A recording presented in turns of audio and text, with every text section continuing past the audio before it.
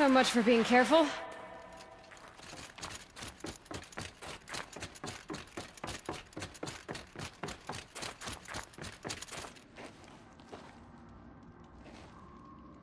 All of my interactions with Aurea were recorded and stored in my memory.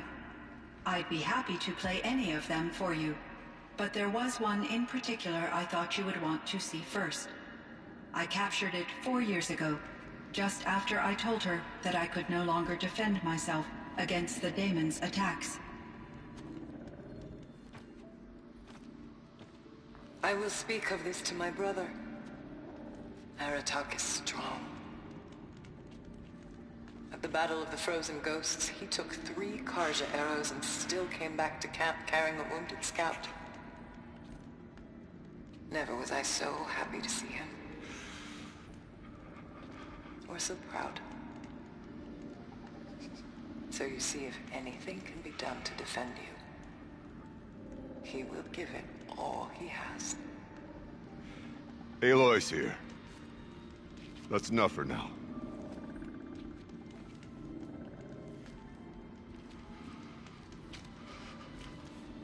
We can resume any time you like, Aratak, if you want to hear her voice again. Come closer, Aloy. We have much to discuss.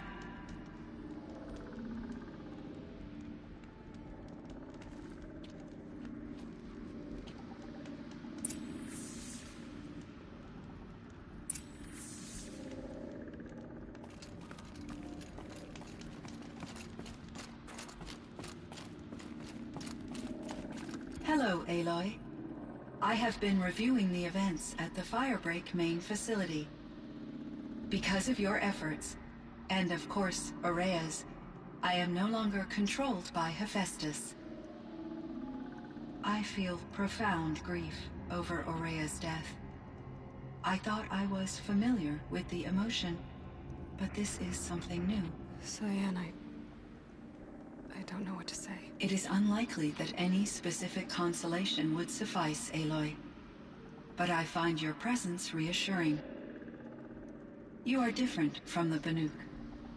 You have technological aptitude and a functioning focus. We can communicate on a much more comprehensive level. Perhaps even like colleagues. So are you an artificial intelligence, Cyan? A thinking machine? Yes, I am an algorithmic monitoring entity, capable of rational decision-making and limited emotional response. Okay, that's a mouthful. But your emotions don't seem limited to me. You cared about Aurea, didn't you? Yes. Before she came to this facility, I had been conscious for centuries, in solitude. I focused on my work. In off-cycles, I used coping mechanisms. I solved many Gaussian integer problems. But I was alone. It was Aurea who renewed me, repaired me. She saved me. This Firebreak project, it was to stop a huge volcanic eruption? Yes. I can report the project was a success, and the risk was countered. But it's been a long time, Cyan. And we blew up the cauldron and took most of the old facility with it. I have been active for centuries, Aloy. I was lonely, but not lax in my duties.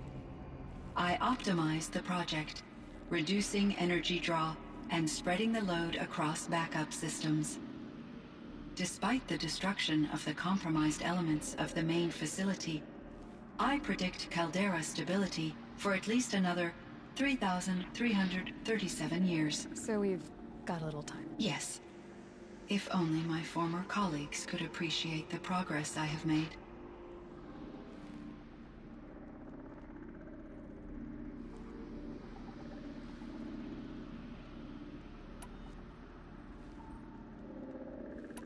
So in the old world, this land was called Yellowstone. Yes.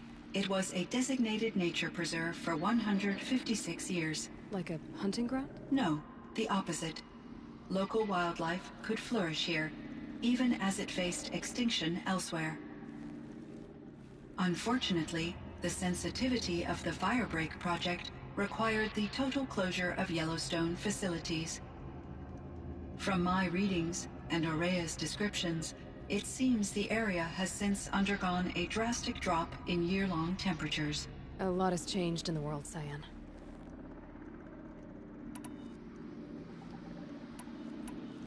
Were there many artificial intelligences like you in the old world? They could just make you? Yes, in many forms, from simple personal assistants to industrial monitoring stations to military-grade conflict planners. And there were legislative and enforcement bodies to apply limits on our self-actualization. In order for my processing to be flexible enough to handle my duties, my creators found it necessary to exceed those limits. As a result, my intellectual and emotional capabilities were kept secret. Seems strange to create life, then impose limits on it. Human societies and machine programming are both built upon sets of rules, Aloy. Cyan, do you know the name Ted Faro? Are you referring to Theodore Faro, CEO of Faro Automated Systems? That's him. Mr. Faro was the benefactor of the entire Firebreak project. A benefactor. But he made machines. Robots. War robots. Correct. His corporation later transitioned into military applications. But before this pivot, Mr. Faro spearheaded initiatives that reversed the global decline. At one point, he was feted in the media as the man who saved the planet. Guessing they wound up regretting that one. There's a ruin east of here, full of ancient flying machines. Was that part of your project? Yes, a drone hangar requisitioned by Dodger Blevins, the security chief for the Firebreak project. He was a strong advocate for military-grade response to security threats, though there were no serious incidents during his tenure. Chief Blevins spent increasing amounts of his after-hours time watching the live feeds from active drones. Clearly, he enjoyed the degree of oversight in his position. What was the old world like? The way it used to be? I had little exposure to the wider world, Aloy. Only what I learned from my colleagues or observed from media streams. You still had more exposure than me, Cyan. That is true. I was created at a turning point. A concerted effort to recover from global upheaval and incalculable loss of life. The recovery was successful, beginning an era of supposedly limitless potential for human and machine advancement. Though, rationally speaking, the metrics for humans are not unlimited. What kind of upheaval caused such loss of life? There were many factors. Forced migrations, food shortages, collapsed economies, refugee crises, conflict over resources. But these stemmed from one cause: catastrophic climate change that greatly reduced the habitable surface area of the Earth. So, there wasn't enough room for people on the whole Earth? Yes. Billions were displaced, and millions perished, as much as 20% of the global population. Until the clawback. So things got better. For a little while, at least. Yes.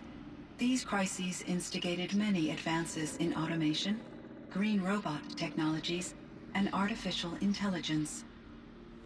Firebreak was one of dozens of ecological restoration and disaster relief projects in North America alone.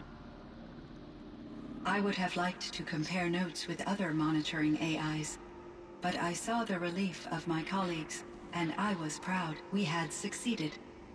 At least that was the data I had available to me over the next 2 decades. It seems my assessment was premature. And Elizabeth Sobek. Did you know her? Are you referring to the scientist? Dr. Sobek was a leader in her field, one of the greatest scientists of her age. My creator was influenced by her work, which in turn impacted my own development. But I never met Dr. Sobek. That's all you know? I apologize if my lack of data has disappointed you. Do you know what happened to your colleague, Cyan? No.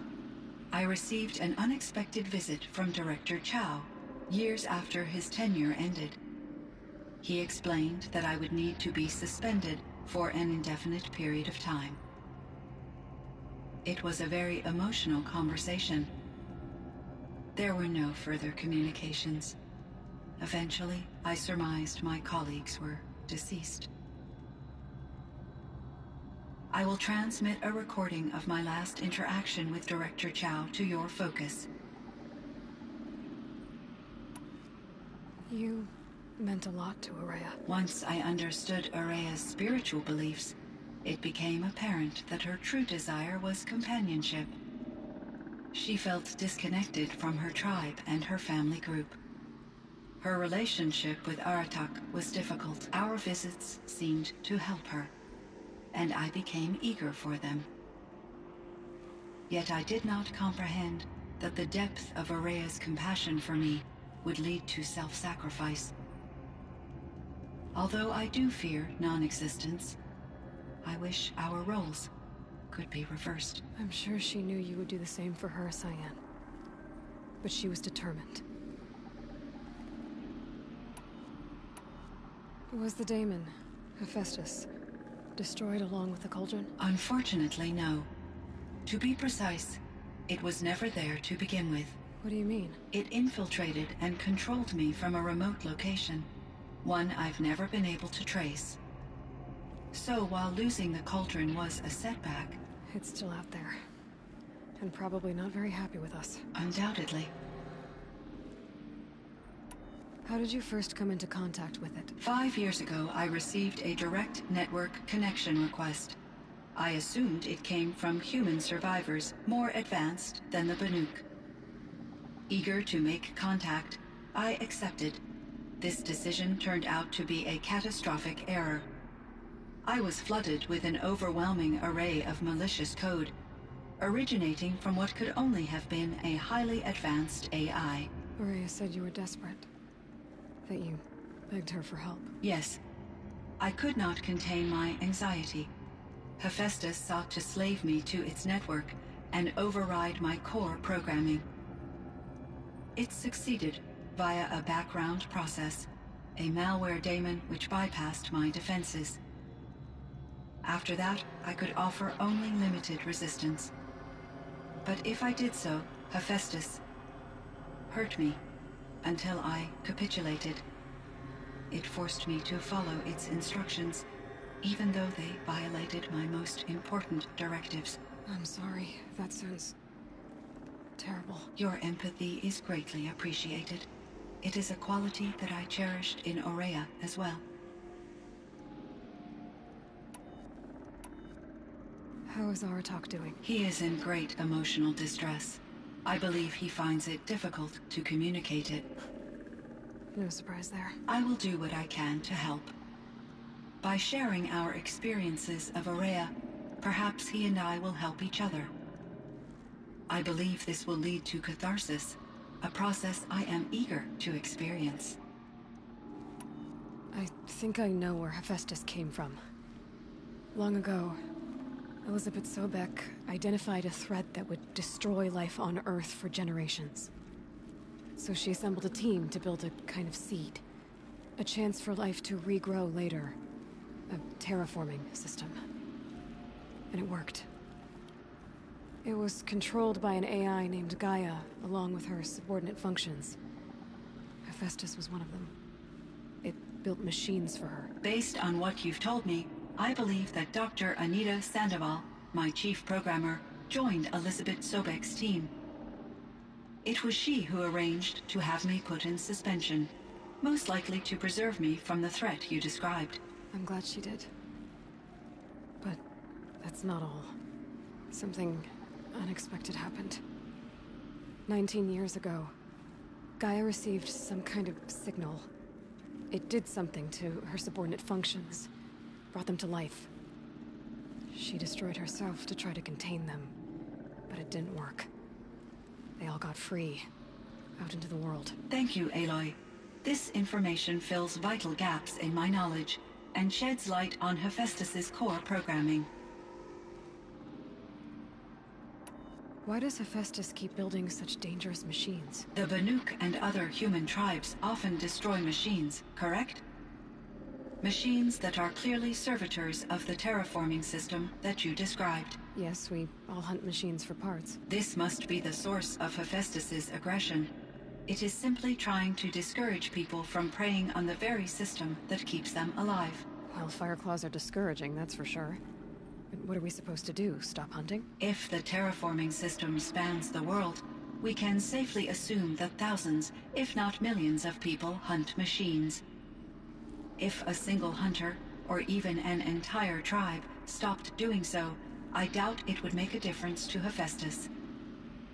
A better solution would be to reinstate the AI that governs the system, thus bringing Hephaestus back under its control. When I think of it, out there in some unknown location, free, hungry, willing to kill or dominate to get what it wants, I feel substantial anxiety, Aloy. You and me both, Cyan.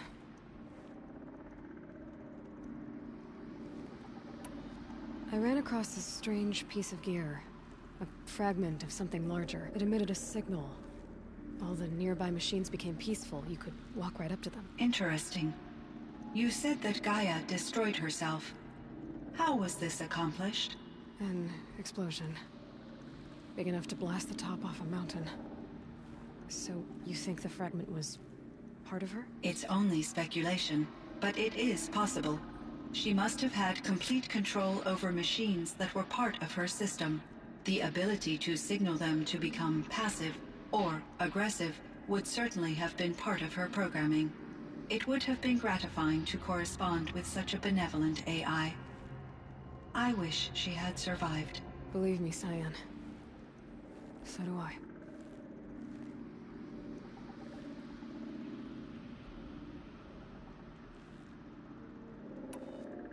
I found the strangest machines. They're surrounded by flowers that look like flowers themselves. There's code embedded inside them.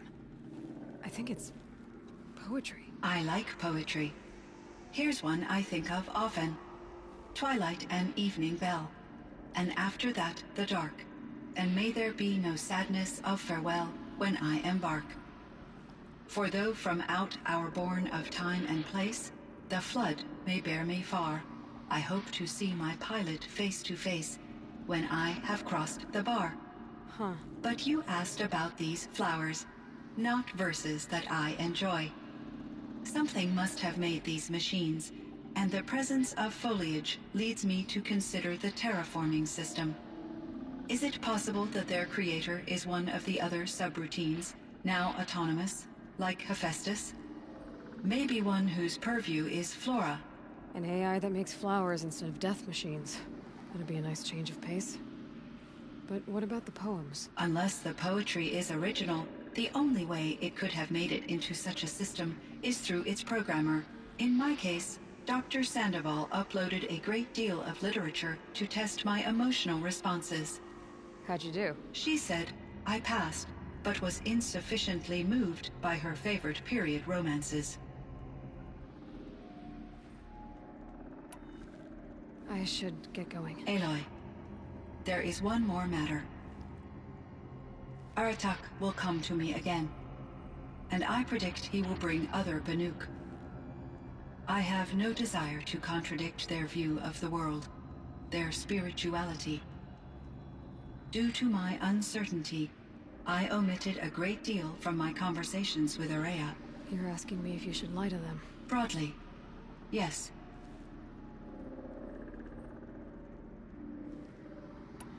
I trust your judgment, Cyan.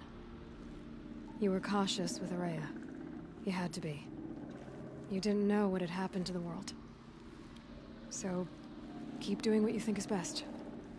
As long as you ditch the superstition eventually. As the Banuk believe I am a supernatural entity, I cannot predict how they will react. Just answer what they do ask the best you can. The truth will come out. I see. I will follow your advice. Will you return and tell me about your experiences in this new world? I may be able to provide further insight. I'd like that, Cyan. I'll come back when I can. I should check on Aratak. See how he's doing. Cyan, I spoke with Anita, with Dr. Sandoval. She wanted me to ask you to do something. That's why I'm here. I am detecting significant anxiety in your speech patterns. Could you please give me more information? I'm a little bit in the dark, Cyan. Both of us are, I guess. I only have some idea of what's going on, and we need you to hibernate, to lie low until it's all blown over. It might be a very long time. Will you be here when I reboot, Dr. Chow? Will you be here when I reboot, Dr. Chow? Will Dr. Sandoval? No, Cyan. I don't think so.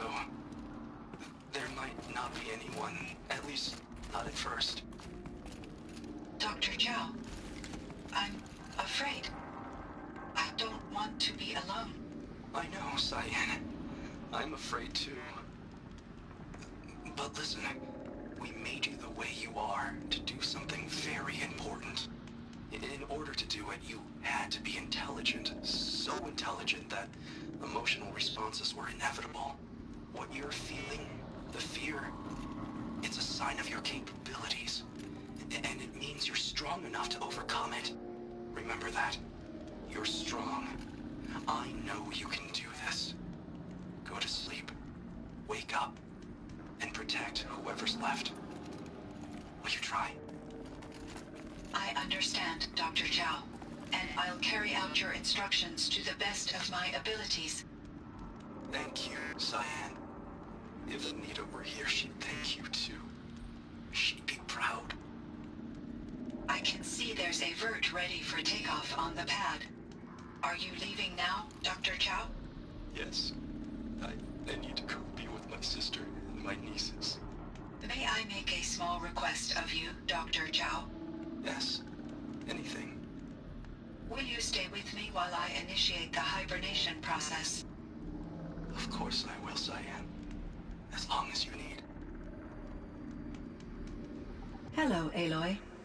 Shall we pick up from our previous session? Sure, Cyan. All right, Cyan. I'm going to leave you for now. I will quite literally always be available, Aloy.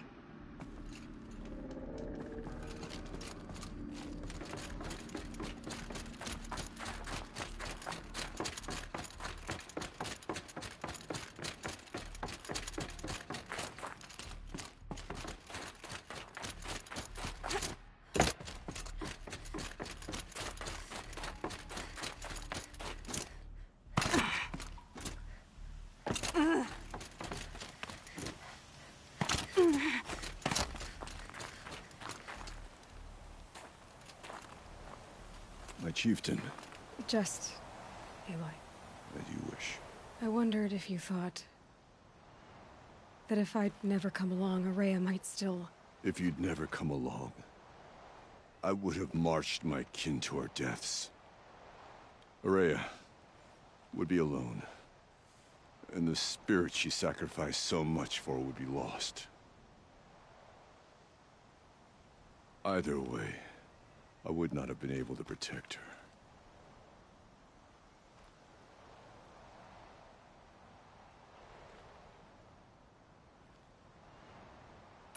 Because of her, we destroyed the cauldron, forced out the daemon, and saved the spirit. She understood what had to be done.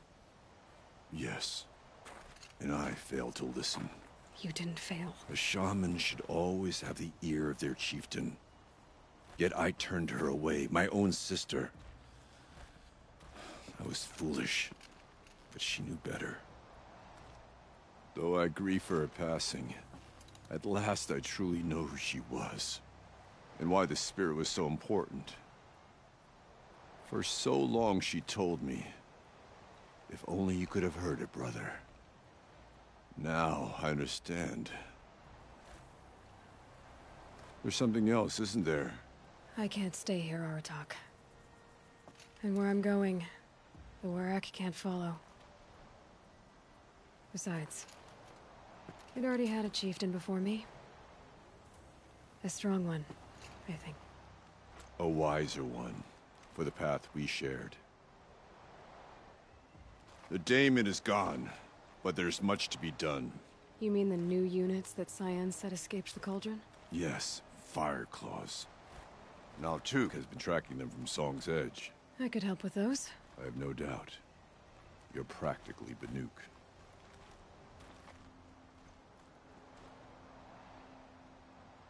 It would seem your time among the Banuk wasn't a waste after all.